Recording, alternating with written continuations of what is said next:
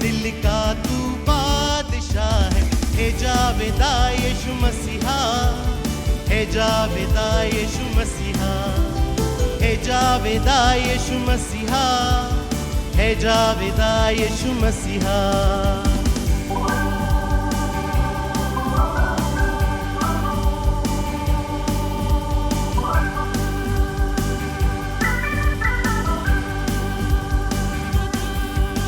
फरिश्तों की भी राग तू है,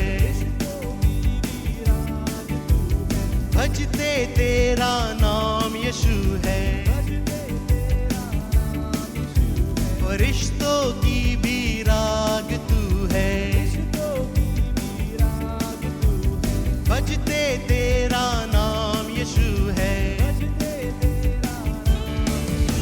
फरिश्तों की भी राग तू है, भजते तेरा नाम यीशु है। फरिश्तों की भी राग तू है, भजते तेरा नाम यीशु है। हे जावेदा यीशु मसीहा, हे जावेदा यीशु मसीहा, हे जावेदा यीशु मसीहा, हे जावेदा यीशु मसीहा।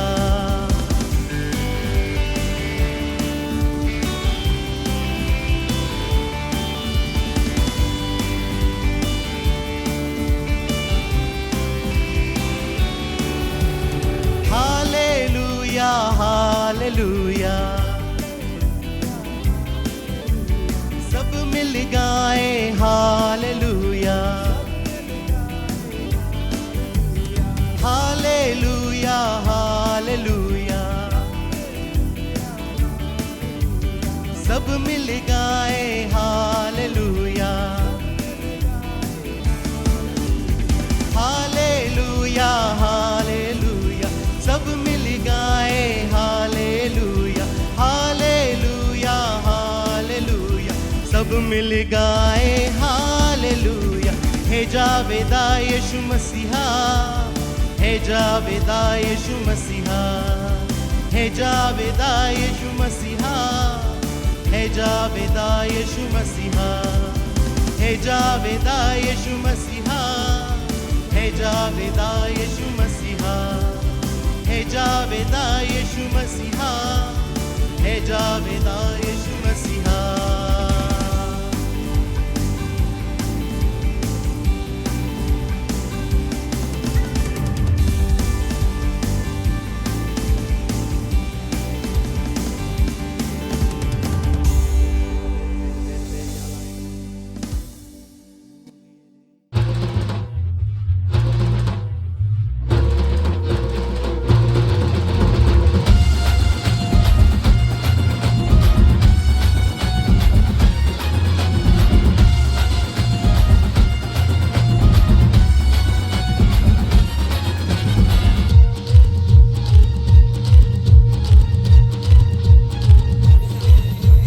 कोई कहे मुझे पागल, कोई कहे अनजानी,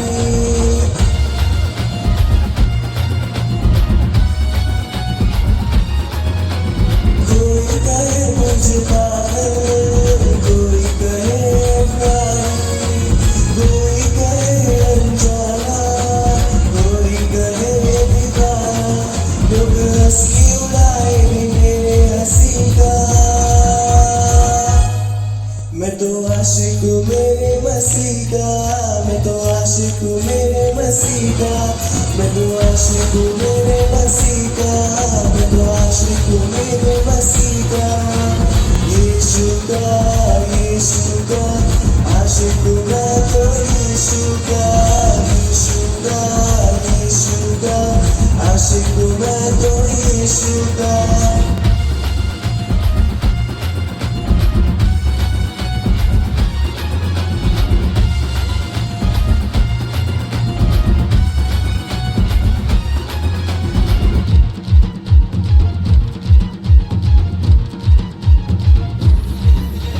दुनिया की मुझको परवाह नहीं, यीशु जो मेरे साथ है, यीशु जो मेरे साथ है।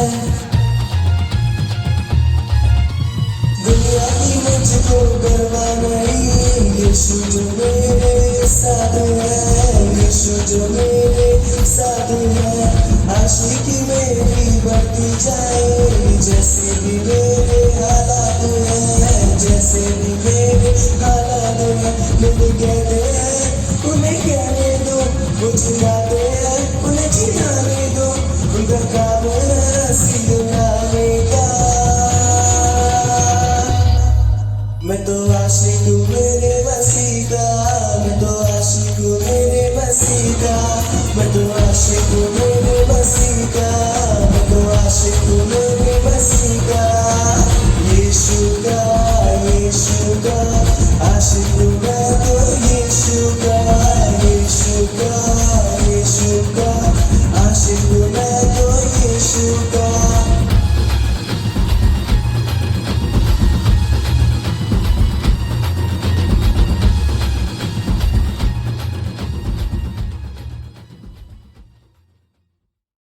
आओ हम आराधना करें।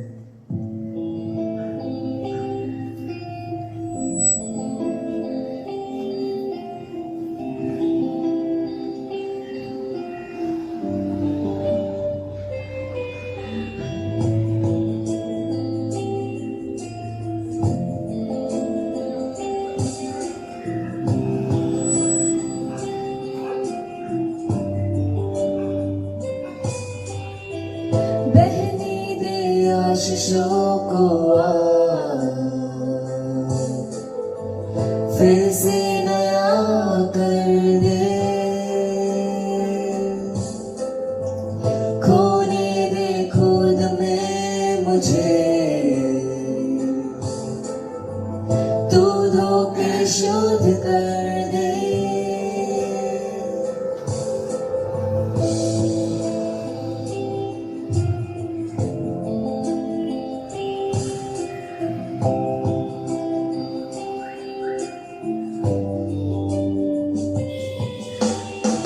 बहने दे आशीषों को आज फिर से नया कर दे, खोने दे खुद में मुझे, तू धोके शुद्ध कर दे। प्यासा हूँ तेरे लिए, जीवन का जल पिला दे मुझे। प्यासा हूँ तेरे लिए, जीवन का जल पिला दे मुझे। तेरे सामने झुकता हूँ, तेरे आगे रोता हूँ, मेरे दिल की हर बात तू जानता है। तेरी मर्जी मुझ में हो, मेरा हर दिन तेरा हो। यीशु तेरे ही लिए मैं जीऊंगा।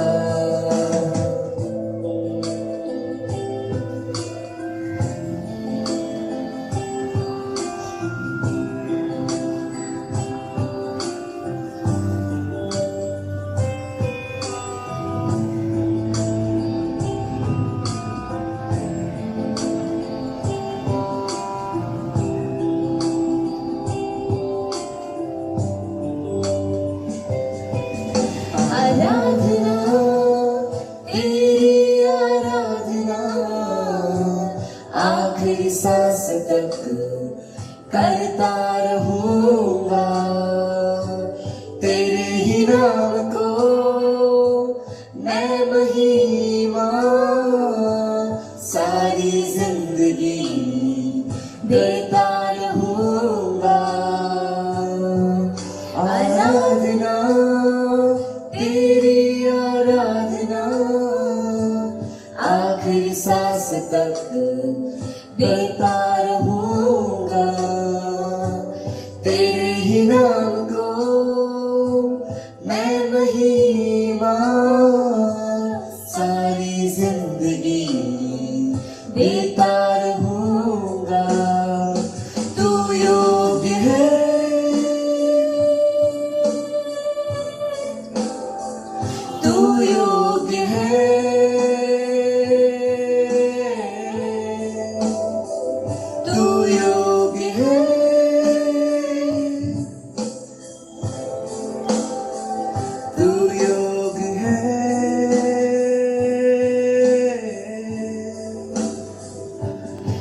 सारा आदर महिमा के योग्य है तू, हर प्रशंसा और स्तुति के योग्य है तू, सारा आदर महिमा के योग्य है तू, हर प्रशंसा और स्तुति के योग्य है तू। प्यासा हूँ तेरे लिए, जीवन का जल पिला दे मुझे, प्यासा हूँ तेरे लिए, जीवन का जल पिला दे मुझे, तेरे सामने झुकता हूँ, तेरे आगे रोता हूँ, मेरे दिल की हर एक बात तू जानता है, तेरी मर्जी मुझ में हो, मेरा हर दिन तेरा हो, यीशु तेरे ही लिए मैं जीऊंगा। Praise the Lord everybody. मैं सबसे पहले परमेश्वर का गौरव करना चाहती हूँ कि परमेश्वर ने आज मुझे ये संधि दी कि मैं आपके साथ उसका वचन बांट सकूँ। मैं पास्टर जोशुआ को हृदय से धन्यवाद देना चाहती हूँ कि उन्होंने भी ये संधि मुझे दी कि मैं परमेश्वर के वचन के द्वारा आप सबसे बात कर सकूँ। Thank you very much pastor Joshua. I really thank God for choosing you as my pastor. आओ आज के वचन पर हम मनन करेंगे। आज का वचन है निर्गमन का 14वां अध्याय 11 से 16। हम वचन पढ़ेंगे। और वे मूसा से कहने लगे, क्या मिस्र में कब्र न थी जो तू हमको वहां से मरने के लिए जंगल में ले आया है? तूने हमसे ये क्या किया कि हमको मिस्र से निकाल लाया? क्या हम तुझसे मिस्र में यही बात न कहते रहे कि हमें रहने दे कि हम मिस्रियों की सेवा करें? हमारे लिए जंगल में मरने की अपेक्षा मिस्रियों की सेवा करना अच्छा था। मूसा ने लोगों से कहा, डरो मत, खड़े खड़े वो उद्धार का काम देखो जो यहोवा आज तुम्हारे लिए करेगा, क्योंकि जिन मिस्रियों को तुम आज देखते हो उनको फिर कभी न देखोगे। यहोवा आप ही तुम्हारे लिए लड़ेगा, इसलिए तुम चुपचाप रहो। तब यहोवा ने मूसा से कहा, तू क्यों मेरी दुहाई दे रहा है? इजरायलियों को आज्ञा दे कि यहाँ से कूच करे, और तू अपनी लाठी उठाकर अपना हाथ समुद्र के ऊपर बढ़ा और वो 2 भाग हो जाएगा। तब इजरायली समुद्र के बीच होकर स्थल ही स्थल पर चले जाएंगे। आओ हम प्रार्थना करेंगे। पिता परमेश्वर, यीशु मसीह के नाम से तेरे चरणों के पास आते हुए प्रभु धन्यवाद देती हूँ इस दिन और इस समय के लिए। तेरा वचन कहता है यहोवा का धन्यवाद करो क्योंकि वो भला है और उसकी करुणा सदा की है। इस समय पवित्र आत्मा हम तेरा स्वागत करते हैं। इस समय का ताबा तू अपने हाथों में ले, हम सबके मनों का ताबा तू अपने हाथ में ले। इस वचन के द्वारा तू हमसे बात कर कि हम सब इस वचन के सिर्फ सुनने वाले नहीं, लेकिन इसके ऊपर मनन करने वाले और इसके अनुसार चलने वाले बने। यीशु मसीहा के नाम से मांगते हैं, इसलिए तू सुन और कबूल कर, आमीन। आज हम इस वचन के द्वारा मूसा के जीवन पर मनन करेंगे। अगर हम इसके पहले का या इसके बाद का जो भी स्टोरी या अध्याय पढ़ेंगे तो हम ये जानेंगे कि परमेश्वर ने मूसा को चुना था इजरायलियों को मिस्र में से बाहर निकालने के लिए। उसने मूसा को बुलाया था, उसको अनॉइंट किया था। और अगर हम 7वें अध्याय के पहला वचन पढ़ेंगे तो वहाँ पर यह भी लिखा है कि परमेश्वर ने मूसा से कहा कि मैं तुझे फिरौन पर परमेश्वर सा ठहराता हूँ और हारून उसका नबी कहलाएगा। इजरायलियों को मिस्र में से बाहर निकालना इतना आसान नहीं था, लेकिन परमेश्वर ने ये नामुमकिन काम मुमकिन किया मूसा के द्वारा। वो मूसा ही था जिसने अपने छड़ी को उठाया, खड़ा किया और लाल समुद्र 2 भाग में बट गया और परमेश्वर के लोग स्थल थलते चलते हुए उस पार चले गए। वो मूसा ही था जिसकी वजह से जंगल में भी परमेश्वर के लोगों ने उत्तम मन्ना खाया और उत्तम जीवन का अनुभव किया। मूसा के द्वारा ही कड़वा पानी मीठा बनाया गया। परमेश्वर ने मूसा का महान रीति से उपयोग उसके लोगों के जीवन में किया। लेकिन हमारी ये समस्या है कि हम कुरकुर करने वाले हैं।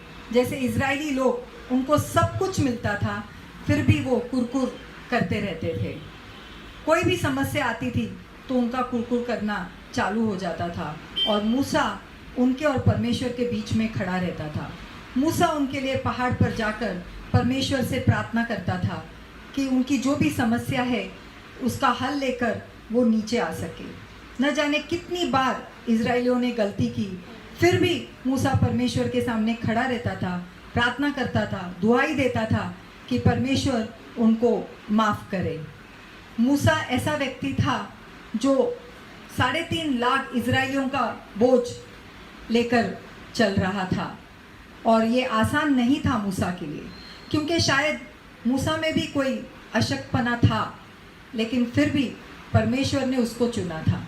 अगर हम आगे अध्याय में पढ़ेंगे तो जानेंगे कि इसके पहले जब परमेश्वर और मूसा के बीच में जो बातें होती है, जब परमेश्वर मूसा से कहता है कि तू है जो मेरे लोगों को मिस्र से छुड़ाएगा, तब मूसा ने कहा कि मैं तो ठीक से बोल भी नहीं पाता हूँ। फिर भी उस अशक्तपने में परमेश्वर ने मूसा को चुना था, और परमेश्वर यही अपेक्षा कर रहा था कि उसके लोग जो मूसा कहे उसकी सुने, क्योंकि परमेश्वर सिर्फ और सिर्फ मूसा के द्वारा बात करता था। उसने किसी और को नहीं चुना था, उसने सिर्फ मूसा को चुना था। जब तक मूसा के हाथ खड़े रहते थे तब तक इजरायली लोग अपने जंग जीतते थे। न जाने उस जंगल में उनके जीवन में कितनी मुश्किलें आई, कितने दुश्मनों का सामना उनको करना पड़ा रहा रहेगा, लेकिन फिर भी वो हर बैटल में, हर युद्ध में जीतते थे, क्योंकि मूसा उनके साथ था। और मूसा के साथ कौन था? परमेश्वर था। आज हमारे साथ कौन है? आज हम किसकी सुनते हैं? आज हम किसके पीछे चलते हैं? ये जानना और इस पे मनन करना बहुत इम्पॉर्टेंट है। जैसे मूसा को परमेश्वर ने चुना था इजरायली लोगों के लिए, वैसे ही परमेश्वर ने हम सब के लिए भी एक सेवक चुना है। हमको उस सेवक की बातों को मानना है, आज्ञा पालन में चलना है, क्योंकि वो सेवक और कोई नहीं, हमारे पास्टर है। वो न जाने हमारे लिए कितनी बार प्रार्थना करते हैं। क्या हम कभी सोचते हैं कि आज हमारे जीवन में जो आशीर्वाद है, जो मुश्किलों का हल मिलता है, जो प्रार्थना का उत्तर मिलता है, वो क्यों मिलता है? क्या इसलिए कि हम परिपूर्ण हैं? क्या इसलिए कि हमने बहुत कुछ अच्छा किया है? नहीं, परमेश्वर ने जो सेवक हमारे लिए चुना है वो न जाने कितनी बार अपने घुटनों पर जाकर, पहाड़ों पर जाकर हमारे लिए प्रार्थना करता है। जब वो हमारे जीवन को देखता है तो कभी कभी वो हमें बता नहीं सकते कि वो हमारे बारे में कितना सोचते हैं या वो हमसे कितना प्यार करते हैं, लेकिन वो अंदर ही अंदर रोते हैं हमारे जीवन के लिए, हमारे आशीर्वाद के लिए, हमारे चंगाई के लिए। वो लोगों के सामने अपने आंसू छुपाते हैं, लेकिन परमेश्वर के सामने अपने आंसू बहाते हैं और हमारे लिए प्रार्थना करते हैं ताकि हम आशीर्वाद प्राप्त कर सके। हमारी समस्या ये है कि हम भूल जाते हैं कि हमारी शुरुआत कहाँ से हुई। हम भूल जाते हैं उस हाथ को जिसने हमें तब पकड़ा जब सब ने हमारा हाथ छोड़ दिया था। हम भूल जाते हैं उन दिनों को जब किसी को हमारी ज़रूरत नहीं थी, लेकिन वो सेवक था परमेश्वर का, जिसने कहा कि यस यू आर वांटेड, तेरी ज़रूरत है। हम भूल जाते हैं उस हाथ को कि जब हमारे सर पर हाथ रखकर कोई हमें आशीर्वाद देने वाला नहीं था, वो वही हाथ था जिसने हमारे सर पर हाथ रखकर प्रार्थना की और हमें आशीष दी। वो वही हाथ था जो परमेश्वर के सामने उठाकर हमारे लिए प्रार्थना करता था।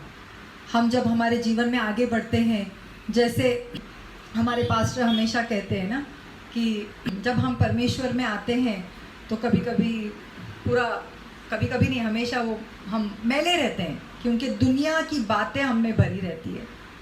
परमेश्वर उनके द्वारा हमें साफ करता है, स्वच्छ करता है, हमें अच्छा जीवन जीने के लिए सिखाता है, सही और गलत का फ़र्क समझाता है।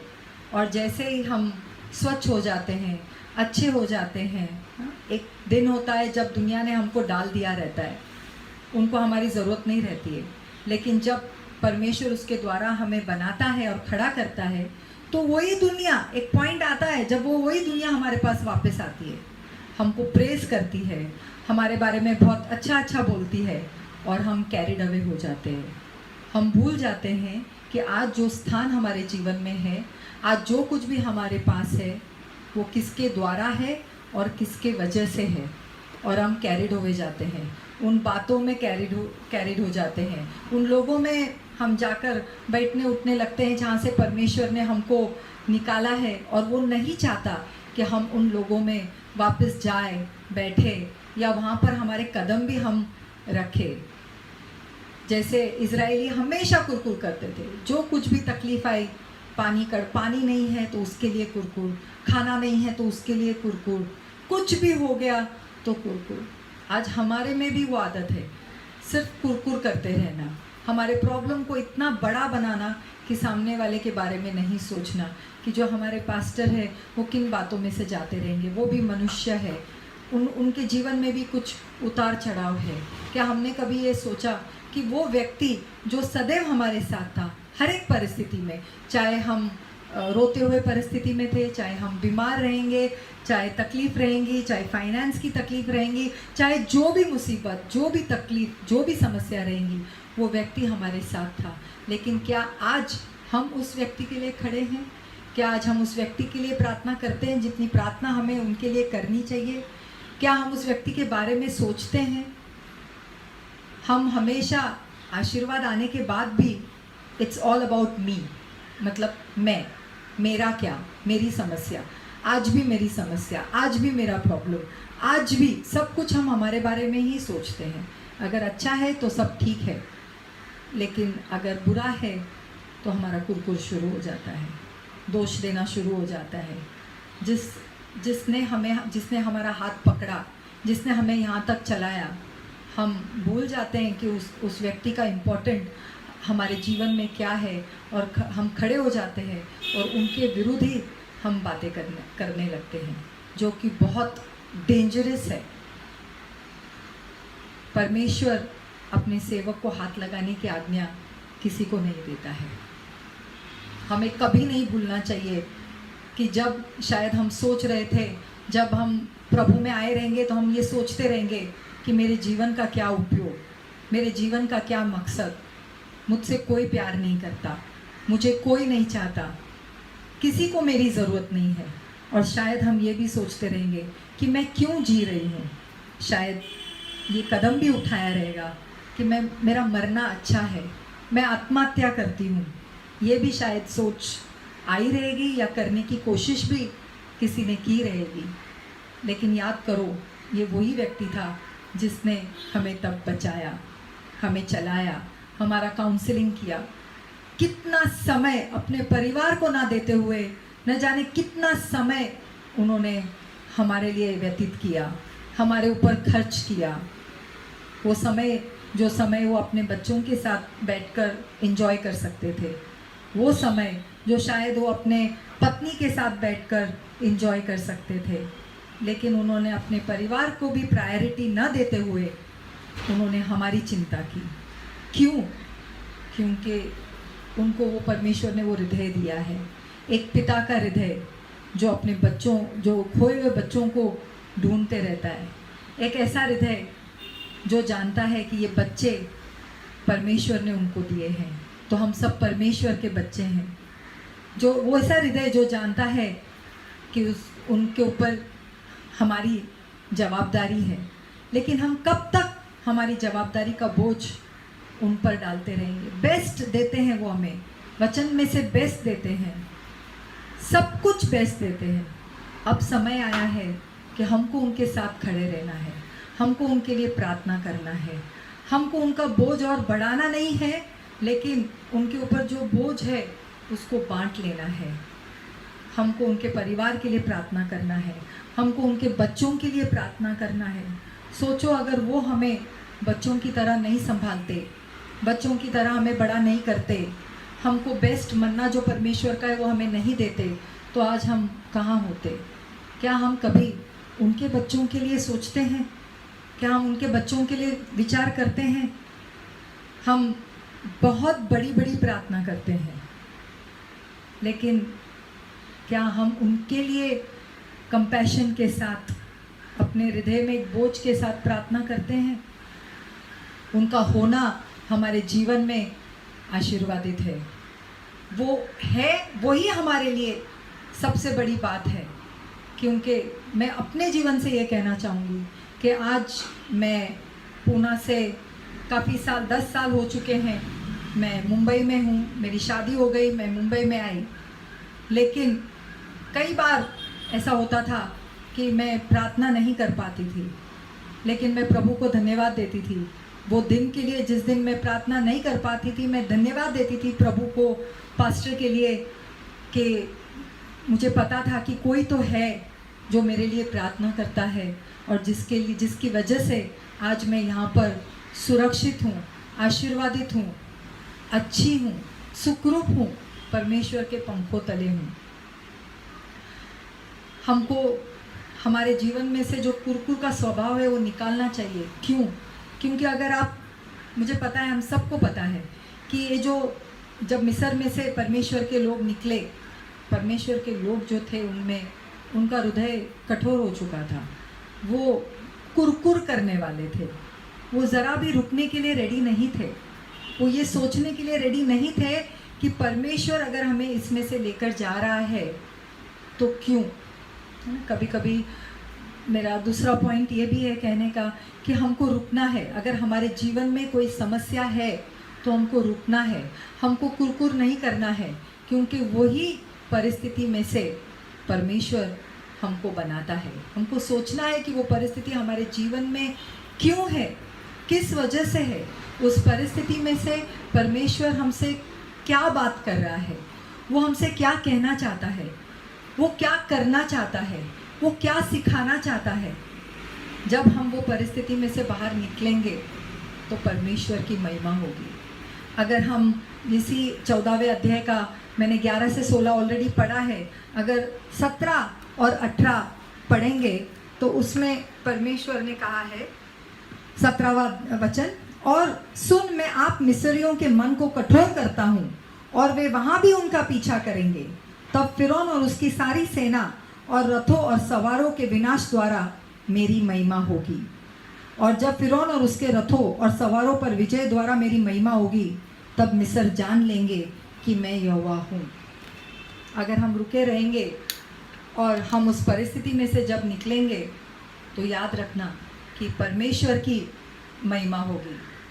परमेश्वर का नाम हमारे जीवन में से बड़ा होना चाहिए। जैसे वचन कहता है, मैं घटूं और तू बढ़े।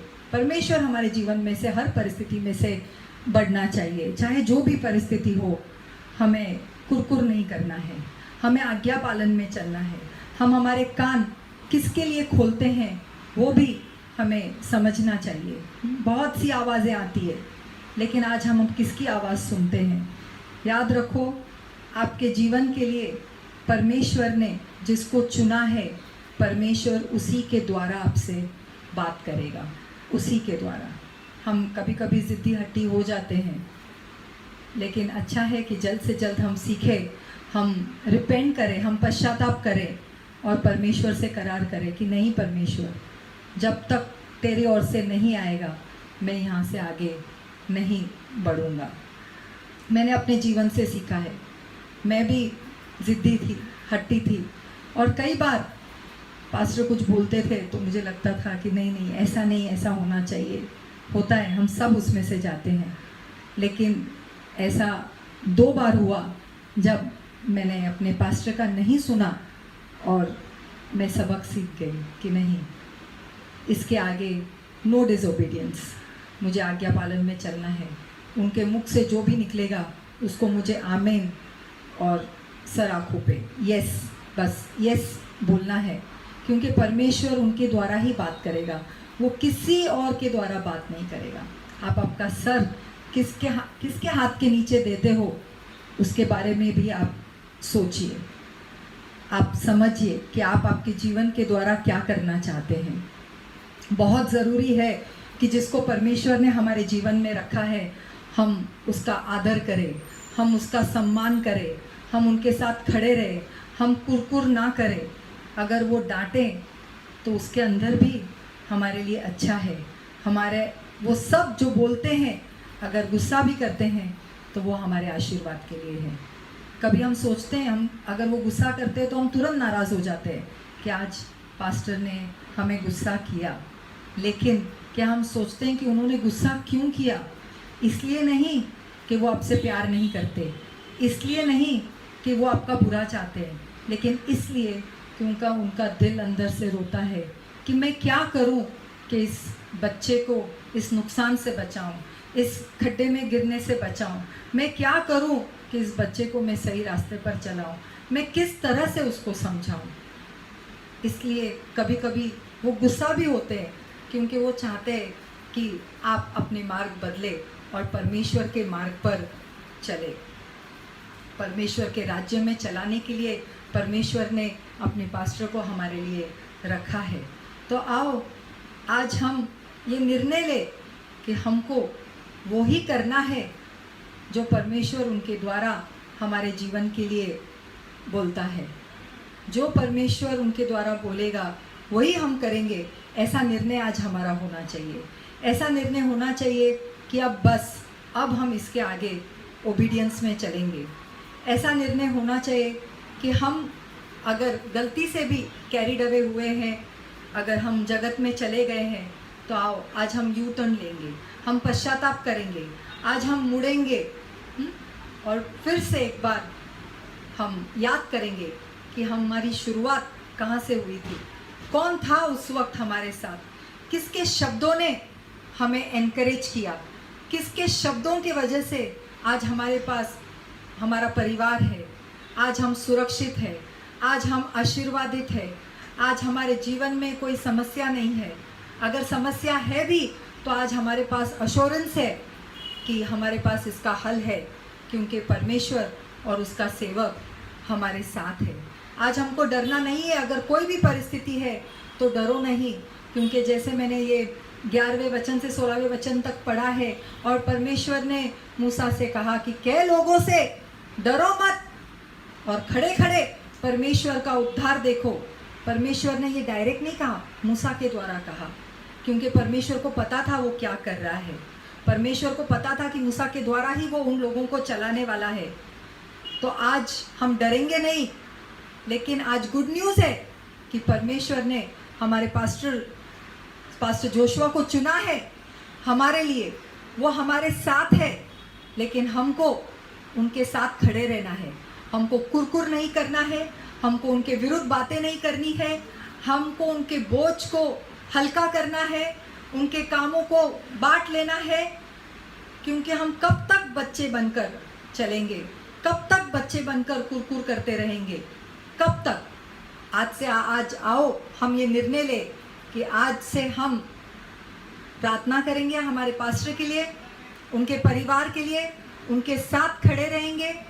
उनके मुंह से निकले हुए हर एक शब्द को हम आमीन कहेंगे, क्योंकि उसी के अंदर आशीर्वाद है और उनके द्वारा ही परमेश्वर हमको हमारे डेस्टिनेशन तक पहुंचाएगा।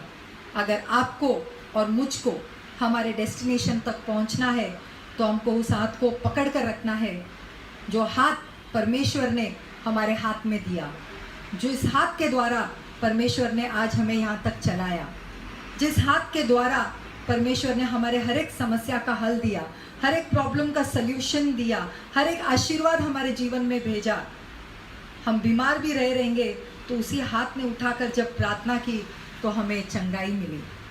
आज हमको निर्णय लेना है कि चाहे जो हो जाए, दुनिया छूटे, परिवार छूटे, सब छूटे, लेकिन परमेश्वर और परमेश्वर का सेवक हमारे जीवन से छूटने ना पाए। यही डिसीजन हमारे कल को डिसाइड करेगा, यही डिसीजन हमारे फ्यूचर को डिसाइड करेगा, यही डिसीजन डिसाइड करेगा कि हम अपने डेस्टिनेशन तक कितने जल्दी पहुंचेंगे और अंत में पश्चाताप करें कि काश तब हमने सुना होता। परमेश्वर उसके लोगों के द्वारा ही हम सबसे बात करता है। और मैं आज सच कहती हूँ कि पता नहीं ये वचन किसी और के लिए है या नहीं है, लेकिन पिछले हफ्तों से, एक हफ्ते से ये वचन के द्वारा परमेश्वर मुझसे बात कर रहा है। और मैं एक हफ्ते से सिर्फ परमेश्वर के पास अपने जो भी गलतियां की रहेंगी, जो भी जिद हट की रहेगी, मैं उसके लिए परमेश्वर के पास सिर्फ माफ़ी मांग रही थी कि प्रभु क्षमा कर। हाँ, यहाँ इस मोड़ पर मैंने जिद किया, इस मोड़ पर मैंने अनसुनी की, इस मोड़ पर, इस जगह पर, इस बात पर मैंने उनका सुना नहीं, मुझे क्षमा कर। लेकिन इसके आगे मेरा यही निर्णय है कि उनके पास से जो भी बात आएगी मैं उसे सिर्फ आमीन करूँगी, क्योंकि मुझे बहुत आगे जाना है, मुझे और बहुत बढ़ना है, मुझे परमेश्वर का राज्य और बहुत करना है। तो मैं आशा करती हूँ और परमेश्वर से प्रार्थना करती हूँ और विश्वास करती हूँ कि आज परमेश्वर ने हम सब से बात की है। और एक ही विनती करती हूँ कि अगर हम अपने जीवन में अपने परमेश्वर से और उनके सेवक से बहुत दूर हो गए हैं या कोई ऐसी बात में मशगूल हो गए हैं जो परमेश्वर को पसंद नहीं है, और अगर आप ये वचन सुन रहे हैं तो आइए, आज भी देर नहीं हुई, हम पश्चाताप करें, हम प्रार्थना करें, अपने दिल से पश्चाताप करें। पश्चाताप वो होता है कि जब हम पश्चाताप करें तो फिर से मुड़कर हम वो बातों में, उन लोगों में, वो सब बातों में ना रहें जो परमेश्वर को अच्छा नहीं लगता है। याद रखो, जब एक एग्जाम्पल दूंगी उसके बाद मैं समाप्त करूंगी। जब हम बॉल को ऊपर फेंकते हैं, नीचे आता है और थोड़ी देर के लिए वो उछलता रहता है, करेक्ट, फिर वो जाके स्टेडी हो जाता है, स्टेबल हो जाता है और एक कोने में पड़ा रहता है। उसी तरह थोड़े दिन परमेश्वर और उसके सेवक से दूर जाकर अच्छा लगता है, वर्ल्ड अच्छा लगता है थोड़े दिन, फिर बाद में पता चलता है कि हम कहाँ पहुँच गए हैं। इससे पहले कि बहुत देर हो जाए, इससे पहले कि पश्चाताप करने का भी मौका ना मिले, इससे पहले कि परमेश्वर आ जाए, इससे पहले कि दरवाज़ा बंद हो जाए, आओ हम आज निर्णय करें कि हम अपनी जिस जगह पे, अगर ऐसी कोई जगह पर है, ऐसी कोई बातों में है, या हम परमेश्वर और उसके सेवक से दूर गए हैं, तो आज हम निर्णय लेंगे और वापस मुड़ेंगे, क्योंकि परमेश्वर एक और बार संधि देने वाला परमेश्वर है, क्षमा करने वाला परमेश्वर है, वो फिर से गले लगाने वाला परमेश्वर है। जैसे हम सबको उड़ाऊ पुत्र की कहानी पता है, वो सब कुछ लेकर चला गया, जब सब कुछ उसके पास से निकल गया और जब वो फिर से अपने पिता के घर आया तो पिता ने साजरा किया, है ना, आनंद किया। क्यों? क्योंकि उसका वो बेटा जो खो गया था वो वापस आ गया है। अगर आज हम भी दुनिया की बातों में खो गए तो मेरा पूरा विश्वास है कि आज जब हम मुड़ेंगे और परमेश्वर के पास वापस आएंगे तो वो आनंदित होगा, वो साजरा करेगा। और हमारे पास्टर भी रुके हुए हैं कि हम मुड़े और फिर से उनके पास आए। आओ हम प्रार्थना करेंगे। पिता परमेश्वर, यीशु मसीह के नाम से तेरे चरणों के पास आते हुए प्रभु धन्यवाद देती हूँ इस संधि के लिए, प्रभु धन्यवाद देती हूँ इस वचन के लिए, धन्यवाद देती हूँ कि इसके वचन के द्वारा जो तूने हम सब से बात की है उसके लिए मैं धन्यवाद देती हूँ। मांगती हूँ मेरे पिता यीशु नासरी के नाम से कि हमारे हृदय को, हम सब के हृदय को आज तू स्पर्श कर, कि हम फिर से एक बार मुड़े, तेरे पास आए, तेरे सेवक के साथ खड़े रहे मेरे पिता, और हमारे जीवन में से वो बातें निकाल दे, वो सब बातें जो तुझे पसंद नहीं है। प्रभु क्षमा कर, अगर हम जाने अनजाने में तुझसे दूर चले गए थे, प्रभु क्षमा कर, अगर हमने तेरे सेवक के मुंह से निकले हुए शब्दों को माना नहीं रहेगा, आज्ञा पालन नहीं की रहेगी, तो हमें तू क्षमा कर मेरे पिता आज। और फिर से प्रभु तेरे पुत्र के लहू से धोकर हमें शुद्ध कर और इस योग्य बना कि हम फिर से एक बार तेरे उपस्थिति में खड़े रह सके, तेरे पीछे चल सके। ये सारी प्रार्थना मैं तेरे प्यारे पुत्र यीशु मसीह के नाम से करती हूँ, इसलिए तू सुन और कबूल कर। आमीन। परमेश्वर आप सबको ब्लेस करे। Thank you.